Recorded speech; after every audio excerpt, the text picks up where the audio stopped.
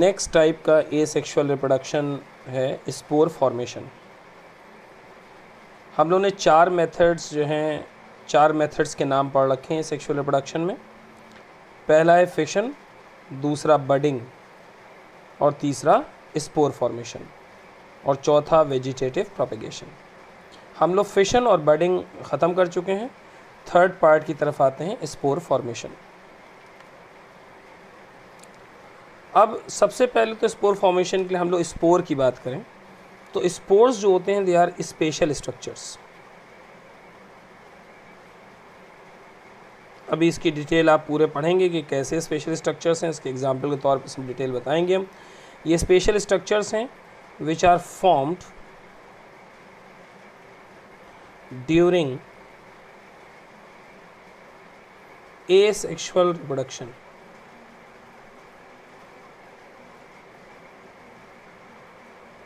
asexual reproduction, तो special structures form during asexual reproduction are called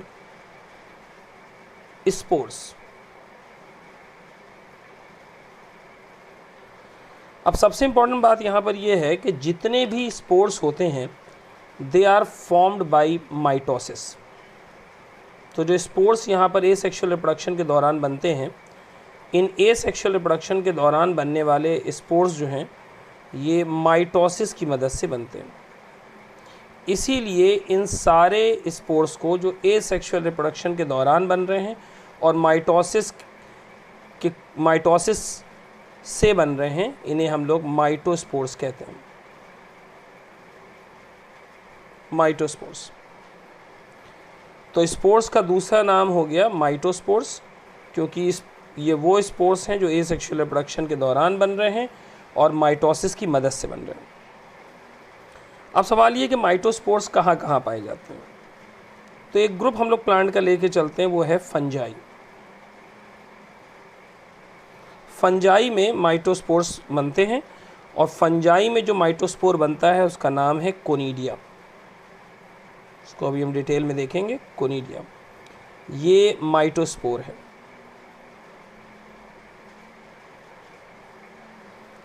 दूसरा group of plant है जिसमें माइटोस्पोर्स बनते हैं, वो है एल्गी। और एल्गी के अंदर जो माइटोस्पोर्स बनते हैं वो हैं ज़ूस्पोर। ज़ूस्पोर ये भी क्या है, माइटोस्पोर्स। अब प्लांट के अदर ग्रुप्स को भी चेक कर लिया जाए। इसके बाद एक ग्रुप होता है प्लांट में ब्रायोफाइट, फिर होता है टेरिडोफाइट, फिर होता है जिम्नोस्पर्म, फिर होता है एंजियोस्पर्म्स, द फ्लावरिंग प्लांट जैसे हम लोग कहते हैं। और इन दो ग्रुप के अलावा ब्रायोफाइट, टेरिडोफाइट, जिम्नोस्पर्म और एंजियोस्पर्म किसी में भी माइटोस्पोर्स नहीं बनते। किसी में भी माइटोस्पोर्स नहीं बनेंगे। अब हम लोग आते हैं, दो तरह के माइटोस्पोर्स पढ़े हम लोगों ने, एक कोनिडिया फंजाई के केस में और दूसरा ज़ूस्पोर एल्गी के केस में। इसकी एक कंपैरेटिव स्टडी शॉर्ट में कर लेते हैं। एक तरफ हो गया ज़ूस्पोर और दूसरी तरफ हो गया कोनिडिया। ज़ूस्पोर और कोनिडिया। अब पहला पार्ट इसमें देखते हैं। जो ज़ूस्पोर्स होते हैं ये मोटाइल स्पोर्स होते हैं। मोटाइल का मतलब ये होता है ये ऐसे स्पोर्स होते हैं जो चल फिर सकते हैं। बॉटनी में जितने भी स्ट्रक्चर्स चल फिर सकते हैं उसमें लोकोमोटरी स्ट्रक्चर्स प्रेजेंट होते हैं। यहाँ पर जो लोकोमोटरी स्ट्रक्चर प्रेजेंट है जिसकी वजह से ये चल फिर पा रहा है, इसे कहते हैं फ्लैजिला। तो ये फ्लैजिलेटेड है, मोटाइल है और फ्लैजिलेटेड है। इसके ठीक पैरेलल में कोनिडिया जो होता है इसके अंदर फ्लैजिला एब्सेंट होता है। Flagella is absent. और ये है नॉन मोटाइल। जब फ्लैजिला एब्सेंट है तो चल फिर नहीं सकेगा, नॉन मोटाइल। ज़ूस्पोर जिस स्ट्रक्चर के अंदर बनते हैं उस स्ट्रक्चर को हम स्पोरेंजिया कहते हैं। यानी ज़ूस्पोर जिस भी स्ट्रक्चर के अंदर बनेंगे उसे हम लोग कहेंगे स्पोरेंजिया। तो formed inside a structure called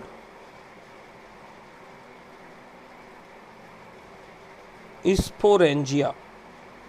जब भी कोई स्पोर किसी स्ट्रक्चर के अंदर बनता है तो ऐसे स्पोर्स की ओरिजिन को हम लोग कहते हैं एंडोजिनस इन ओरिजिन। तो जू स्पोर्स जो होते हैं they are endogenous in origin. आगे देखिए, जो कोनिडिया है ये किसी स्ट्रक्चर के अंदर नहीं बनता, बल्कि ये जो कोनिडिया या माइटोस्पोर है ये बनता है ओवर द ब्रांचेस ऑफ कोनिडियोफोर्स। ये अभी पूरा डिटेल में दिखाएंगे, जो जो नाम ले रहे हैं सब दिखेगा आपको। Formed over the branches of conidiophore. कोनिडियोफोर्स की ब्रांचेस पर बनते हैं। और जब कोनिडियो मान लेते हैं कि कोनिडियोफोर है और इसकी एक ब्रांच है तो इस ब्रांच के ऊपर बनेगा। तो जब ऊपर बनेगा यानी बाहर की तरफ बनेगा, और बाहर की तरफ जब भी कोई स्पोर बनता है ऐसे स्पोर की ओरिजिन को हम लोग कहते हैं एक्सोजिनस इन ओरिजिन। तो वो एंडोजिनस है, ये एक्सोजिनस है। अब एक एक उदाहरण भी ले लिया जाए कि फंजाई में किस फंजाई में कोनिडिया और किस एल्गी में ज़ूस्पोर। तो एग्जाम्पल के तौर पे हम लोग सबसे पहले यहाँ पर लेंगे एक unicellular fresh water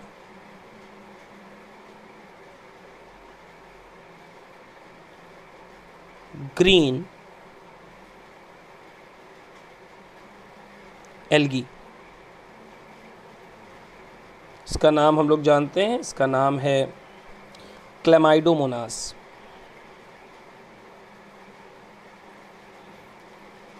Chlamydomonas.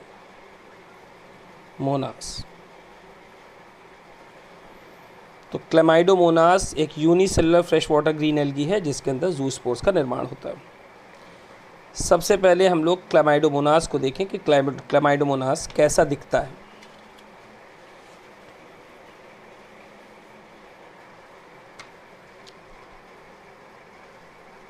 तो क्लेमाइडोमोनास का रफ स्केच देखा जाए तो क्लेमाइडोमोनास कुछ इस तरह दिखता है। इसके एंटीरियर साइड पर आपको इस तरह से दो फ्लैजिला दिखाई देंगे। इसकी बेसल साइड पे आपको हॉर्स शू शेप क्लोरोप्लास्ट दिखाई देगा। ये क्लोरोप्लास्ट, और इसके ठीक ऊपर की तरफ आपको न्यूक्लियस दिखेगा।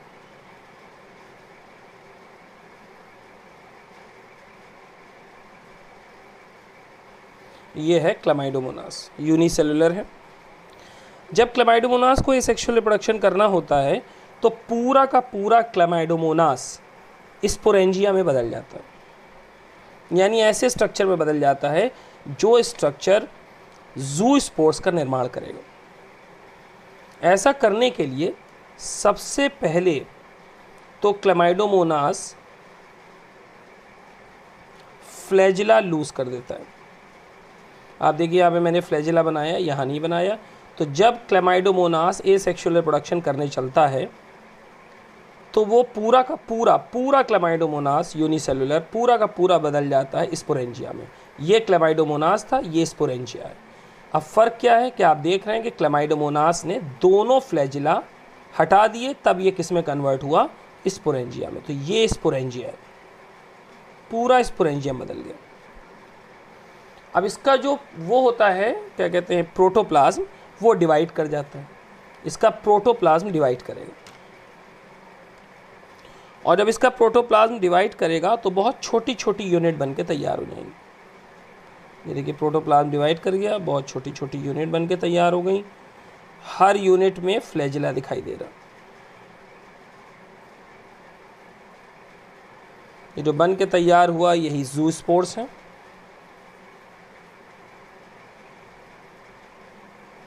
ये ज़ूस्पोर्स है।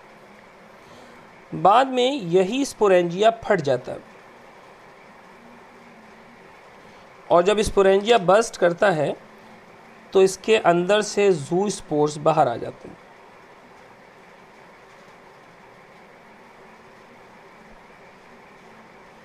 इसमें से हर एक ज़ूस्पोर नए साइज़ में थोड़ा बड़ा हो जाता है और नए क्लेमाइडोमोनास को बना देता है। एक चीज़ इंपॉर्टेंट यहाँ पर है, कई बार क्वेश्चन पूछा जा चुका है कि ज़ूस्पोर्स का शेप कैसा होता है। तो कहते हैं ज़ूस्पोर्स जो होते हैं ये हमेशा पिरामिड शेप होते हैं, पिरामिड शेप्ड। और हर ज़ूस्पोर पर 2 फ्लैजिला लगे रहते हैं एंटीरियर साइड पर। और आप ध्यान से देखिए तो ज़ूस्पोर जो है वो पूरी की पूरी तरह अपने पेरेंट को रिजेंबल करता है, बिल्कुल देखने में बिल्कुल अपने पेरेंट सेल जैसा लगता है। ये ज़ूस्पोर देखिए और ये पेरेंट क्लेमाइडोमोनास देखिए, तो दोनों का जो शेप है वो बिल्कुल एक जैसा है। तो zoospore show resemblance with parent cell. अब वापस हम लोग आते हैं अपने पुराने डिस्कशन पे, यानी दूसरा वाला पार्ट जो हमारा था कोनिडिया। ये पार्ट कोनिडिया पे वापस आते हैं। अभी आपको बताया कि जो कोनिडिया होते हैं वो कोनिडियोफोर के ऊपर जो ब्रांचेस लगी होती हैं उस पर पाए जाते हैं। अब ये कहाँ कोनिडिया जो है किस फंजाई में पाया जाता है, तो कहते हैं कोनिडिया पाया जाता है एक मल्टी सेलुलर फंजाई में। मल्टी सेलुलर फंजाई में। ये जो मल्टी सेलुलर फंजाई है इसका नाम भी बता दिया जाए। देखिए इसका नाम है पेनिसिलियम। पेनिसिलियम और पेनिसिलियम एक ग्रुप को बिलोंग करता है जिसको हम लोग बोलते हैं एस्कोमाइसीड्स। एस्कोमाइसीड्स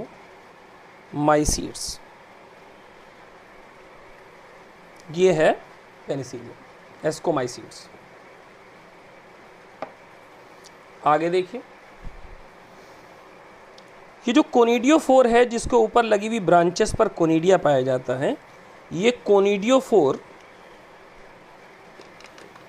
कोनिडियोफोर 2 तरह के होते हैं।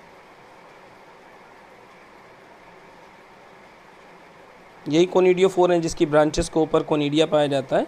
ये कोनिडियोफोर 2 तरह के होते हैं, एक तो ब्रांच्ड होता है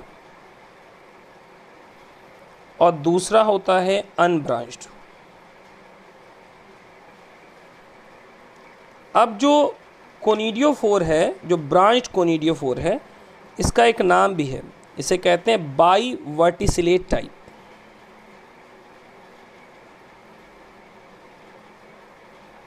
बाई वर्टिसिलेट टाइप। और जो अनब्रांच्ड कोनिडियोफोर होता है इसको कहते हैं mono verticillate type. Mono verticillate type.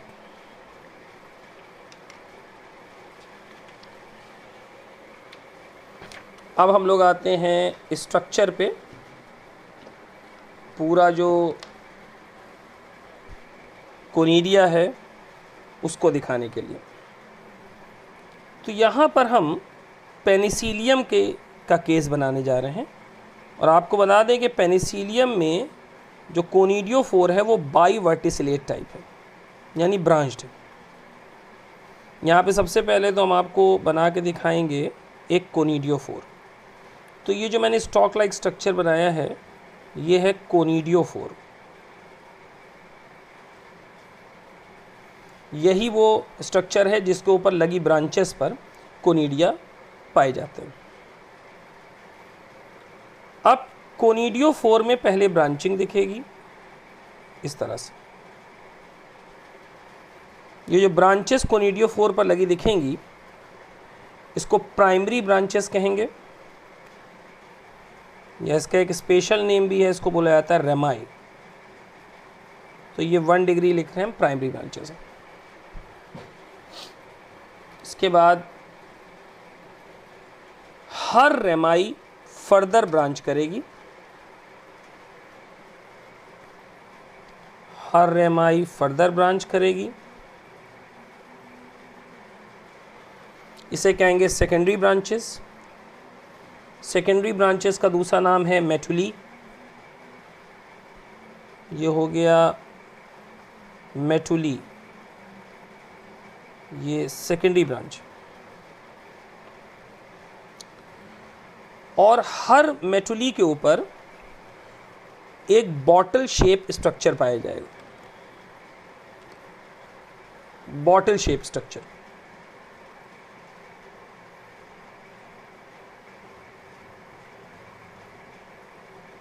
देखिए एक बॉटल के आकार का स्ट्रक्चर पाया जा रहा है, फ्लास्क शेप या बॉटल शेप। ये जो फ्लास्क शेप या बॉटल शेप स्ट्रक्चर हर मेटुली के ऊपर लगा हुआ है, इसको हम लोग कहते हैं स्टेरिगमेटा।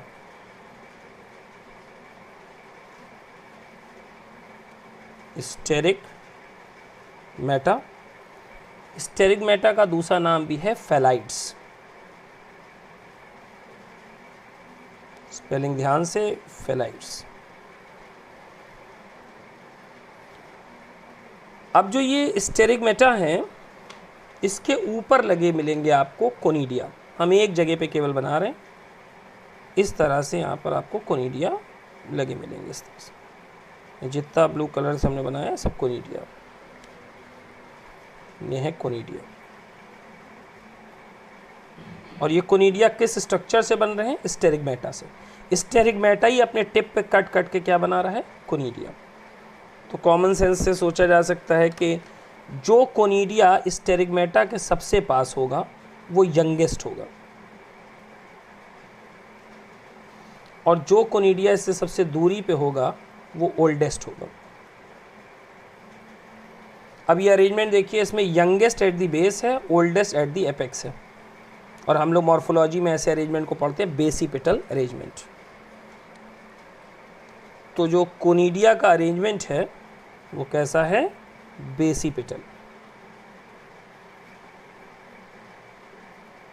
Basipetal, youngest at the base, oldest at the apex. Conidia के लिए एक इंपॉर्टेंट पॉइंट ये भी है कि जो कोनिडिया होता है वो पिगमेंटेड होता है।